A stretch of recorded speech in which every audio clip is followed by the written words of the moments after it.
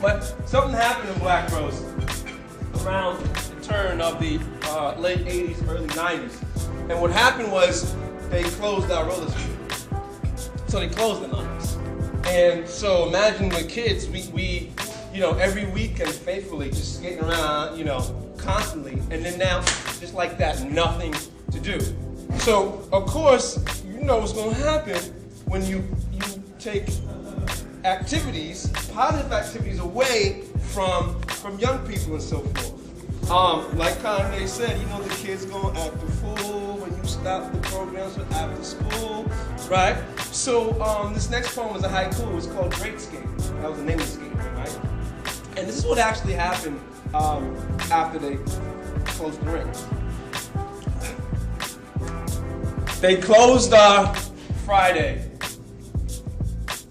all night skating scene. So we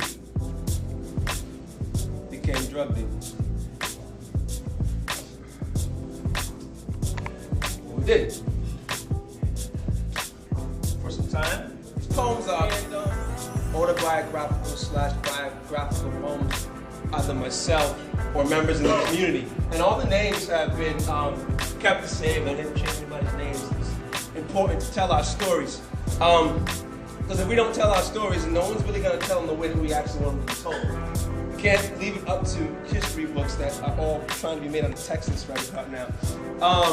To tell our stories and so forth. We have to tell our stories. So 50 years, 100 years from now or so forth, or even 20 years from now, if you pick up a book and someone's telling you a story and they didn't tell it right, don't get mad at them. Get mad at yourself because you didn't tell your own story. So I'm telling the stories. And that way can't nobody say nothing about it. I don't know about y'all, but it seems like the kindergarten class was the final frontier. Because after kindergarten class, it seems like everything just went downhill after that. Life just sucked. It was just one disappointment after the other after kindergarten class. We used to go there, we used to go to school for only half a day. They used to feed you. They used to make you take a nap. Now we love to take a nap now, right? We used to make you take a nap, right? Used to be story time. And this is my philosophy about why we suck at reading and writing in this country, right? Because in kindergarten class, you was introduced to reading, right? So you sit down in a circle, and the teacher would read, and you'd be mesmerized and whatnot, and then you would run home, and you would pick up a book and emulate. You couldn't read, but you'd just be emulating the teacher and so forth. And then you got introduced to the library. You go to the library, and you can pick any book you want, first, second grade, third grade. Pick your own book, go home, read it, bring it back, have fun. And then some Einstein decided that in 4th grade, they was going to have a sign reading. So you could no longer go to the library and get the book that you wanted to get. You had to get a book from the list they gave you. And on top of that, you had to write a report about it. And after that, we got turned off from reading and writing. So this poem is called Final Frontier, because, after kindergarten, man, that was it. What? You know I ain't lying. You know I'm not lying. Mm-hmm. Kindergarten class was my final frontier. Its sun-splattered walls housed the colorblind utopia of children who resembled each complexion under the Milky Way.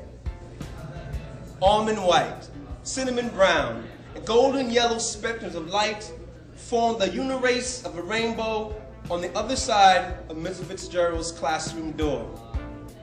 Her warm smile and frosty white hair welcomed her students at the entrance.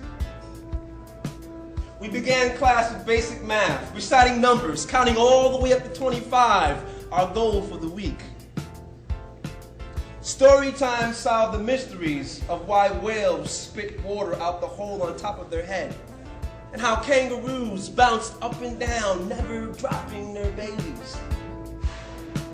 During playtime, I tied on the little white apron, nuzzled the fitted cap, and sold goods from the corner store, exchanging paper coins for empty cereal boxes, thanking my customers for their service. Tuesday afternoons was sing-along. Amy's dad, Mr. Jeffers, scooted underneath the doorway, guitar case slung over his back. We gathered in a semicircle, sat Indian style and sang to his melodic strum. Bluebird, bluebird, in and out my window. Bluebird, bluebird, in and out my window. Y'all know what I'm talking about. Bluebird, bluebird, in and out my window.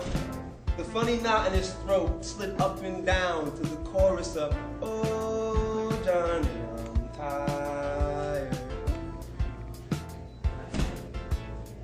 I never grew tired of the bluebirds. But the other side of Miss Fitzgerald's classroom door didn't believe in rainbows.